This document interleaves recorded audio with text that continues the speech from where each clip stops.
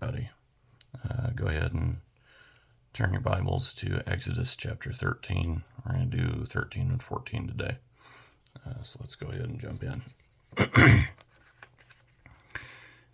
And Yahweh spoke to Moshe, saying, "Set apart to me all the firstborn, the one opening the womb among the children of Israel, among man and among beast. It is mine." And Moshe said to the people, "Remember this day in which you went out of Mitzrayim, out of the house of slavery. For by strength of hand Yahweh brought you out of this place, and whatever is leavened shall not be eaten. Today you are going out, and in the new moon of Abib," and Hebrews have different names for their months than what we use in the Greco-Roman calendar these days. If I recall correctly, I think the Hebrew calendar has 13 months where we only have 12. But anyway, that's a discussion for another time. Verse 5. "And it shall be, when Yahweh brings you into the land of the Canaanites and the Hittites and the Amorites and the Hivites and the Jebusites, which he swore to your fathers to give you, a land flowing with milk and honey, that you shall keep this service in this new moon. 7 days you eat unleavened bread, and on the seventh day is a festival to Yahweh. Unleavened bread is to be eaten the 7 days, and whatever is leavened is not to be seen with you, and leaven is not to be seen with you within all your border. And you shall inform your son in that day, saying, It is because of what Yahweh did for me when I came up out of Mitzrayim. And it shall be as a sign to you on your hand, as a reminder between your as a reminder between your eyes, that the Torah of Yahweh is to be in your mouth. For with a strong hand Yahweh has brought you out of Mitzrayim." Sorry, it's very early in the morning. I haven't had coffee yet. "And you shall guard this law at its appointed time from year to year. And it shall be, when Yahweh brings you into the land of the Canaanites, as he swore to you and your fathers, and gives it to you, that you shall give over to Yahweh every one opening the womb, and every firstborn that comes from your livestock. The males belong to Yahweh. But every firstborn of a donkey you are to ransom with a lamb. And if you do not ransom it, then you shall break its neck. And every firstborn of man among your sons you are to ransom. And it shall be, when your son asks you in time to come, saying, What is this? Then you shall say to him, By strength of hand Yahweh brought us out of Mitzrayim, out of the house of bondage. And it came to be, when Pharaoh was too hardened to let us go, that Yahweh killed every firstborn in the land of Mitzrayim, both the firstborn of man and the firstborn of beast. Therefore I am slaughtering to Yahweh every male that opens the womb, but every firstborn of my sons I ransom. And it shall be as a sign on your hand and as frontlets between your eyes, for by strength of hand Yahweh brought us out of Mitzrayim. And it came to be, when Pharaoh had let the people go, that Elohim did not lead them by the way of the land of the Philistines, though that was nearer, for Elohim said, Lest the people regret when they see fighting and return to Mitzrayim. So Elohim led the people around by the way of the wilderness of the Sea of Reeds, or the Red Sea. And the children of Israel went up went up in fives from the land of Mitzrayim, and Moshe took the bones of Joseph with him. For he certainly made the children of Israel swear, saying, Elohim shall certainly visit you, and you shall bring my bones from here with you. And they departed from Sukkot, and encamped in Etham at the edge of the wilderness. And Yahweh went before them by day in a column of cloud to lead the way, and by night in a column of fire to give them light, so as to go by day and night. The column of cloud did not cease by day, nor the column of fire by night before the people. Chapter 14. And Yahweh spoke to Moshe, saying, Speak to the children of Israel, that they turn and camp before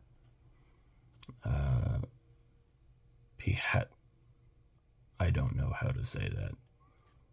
They camp before this place, between Migdol and the sea opposite Baal Zephon.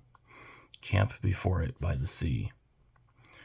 For Pharaoh shall say of the children of Israel, They are entangled in the land, the wilderness has closed them in. And I shall strengthen the heart of Pharaoh, and he shall pursue them. But I am to be esteemed through Pharaoh and over all his army, and the Mitzrites shall know that I am Yahweh. And they did so. And it was reported to the sovereign of Mitzrayim that the people had fled, and the heart of Pharaoh and his servants was turned against the people.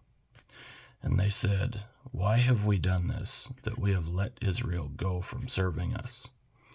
So he made his chariot ready, and took his people with him.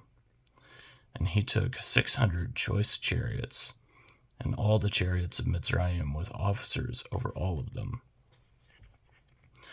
And Yahweh strengthened the heart of Pharaoh, sovereign of Mitzrayim, and he pursued the children of Israel. But the children of Israel went out defiantly, and the Mitzrites pursued them, and all the horses and chariots of Pharaoh, and his horsemen and his army, and overtook them camping by the sea beside that place that I can't pronounce, before Baal Zephon. And when Pharaoh drew near, the children of Israel lifted their eyes and saw the Mitzrites coming up after them, and they were greatly afraid. So the children of Israel cried out to Yahweh. And they said to Moshe, Did you take us away to die in the wilderness because there are no burial sites in Mitzrayim? What is this you have done to bring us? What is this you have done to us to bring us up out of Mitzrayim? Is this not the word that we spoke to you in Mitzrayim, saying, Leave us alone and let us serve the Mitzrites? For it would have been better for us to serve the Mitzrites than to die in the wilderness. And Moshe said to the people, Do not be afraid. Stand still and see the deliverance of Yahweh, which he does for you today. For the Mitzrites, whom you see today, you are never to see again. Yahweh does fight for you and keep you silent, and you keep silent. And Yahweh said to Moshe, Why do you cry to me? Speak to the children of Israel, and let them go forward. And you, lift up your rod, and stretch out your hand over the sea, and divide it, and let the children of Israel go on dry land through the midst of the sea. And I am strengthening the hearts of the Mitzrites, and they shall follow them. And I am to be esteemed through Pharaoh, and over all his army, his chariots, and his horsemen. And the Mitzrites shall know that I am Yahweh, when I am esteemed through Pharaoh, his chariots, and his horsemen. And the messenger of Elohim, who went before the camp of Israel, moved and went behind them.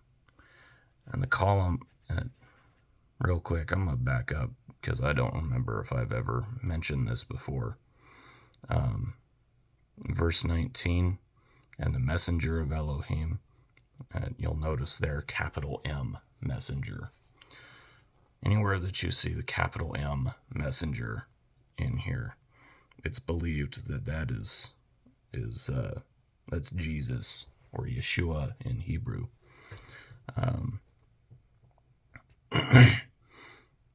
And basically the point is that in the Gospels of Matthew, Mark, Luke, and John are not the only time that Jesus has come to earth. He's come to earth several times. So anyway, that's just interesting little tidbit. Verse 19, and the messenger of Elohim who went before the camp of Israel moved and went behind them, and the column of cloud went from before them and stood behind them, and came between the camp of the Mitzrites and the camp of Israel. And it was the cloud and the darkness, and it gave light by night, and the one did not come near the other all night. And Moshe stretched out his hand over the sea, and Yahweh caused the sea to go back by a strong east wind all that night, and made the sea into dry land, and the waters were divided. And the children of Israel went into the midst of the sea on dry ground, and the waters were a wall to them on their right and on their left. And the Mitzrites pursued and went after them into the midst of the sea, all the horses of Pharaoh, his chariots, and his horsemen. And it came to be in the morning watch that Yahweh looked down upon the army of Mitzrites through the column of fire and cloud, and he brought the army of the Mitzrites into confusion. And he took off their chariot wheels, so that they drove them with difficulty. And the Mitzrites said, let us flee from the face of Israel, for Yahweh fights for them against the Mitzrites. Then Yahweh said to Moshe, stretch out your hand over the sea, and let the waters come back upon the Mitzrites, on their chariots and on their horsemen. And Moshe stretched out his hand over the sea, and the sea returned to its usual flow, at the break of day, with the Mitzrites fleeing into it.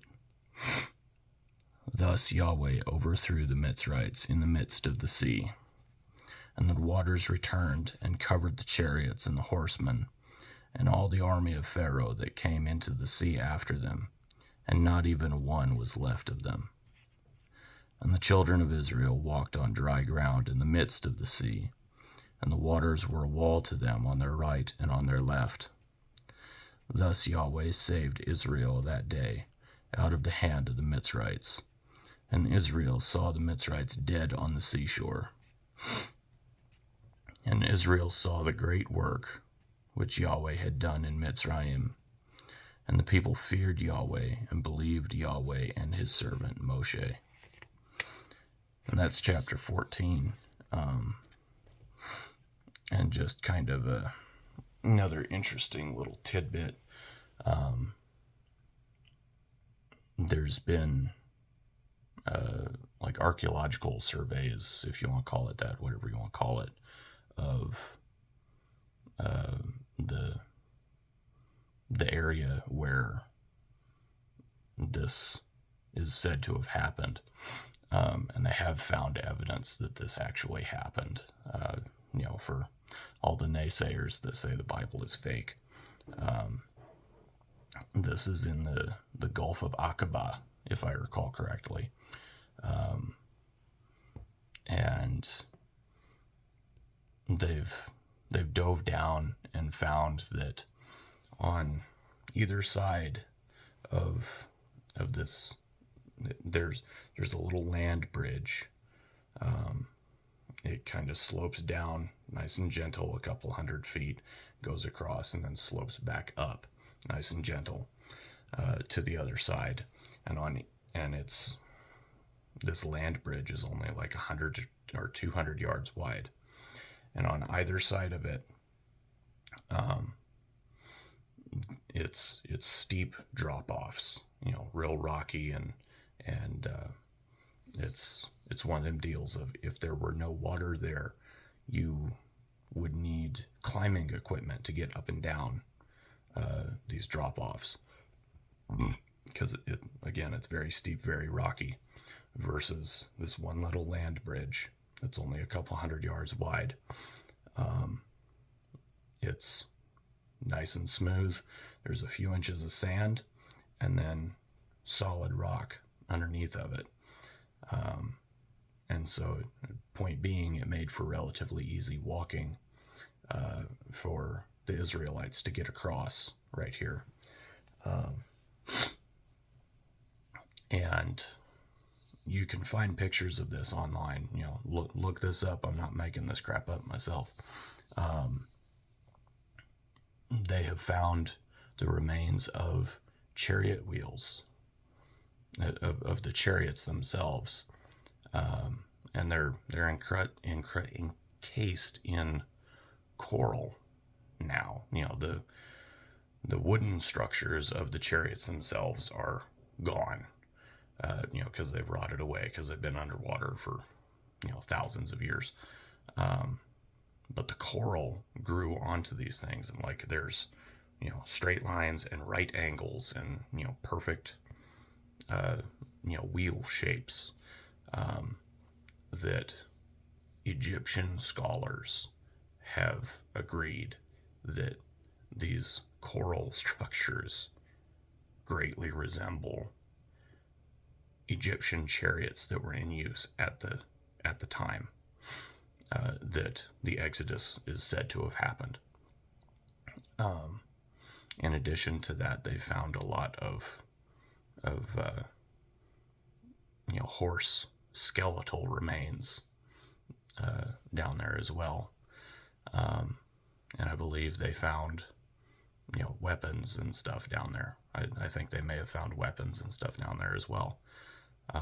That being said, it's not written in here, but oral tradition says that a lot of the weapons washed on shore, and the Israelites picked them up to be able to use them later on, because they didn't have weapons.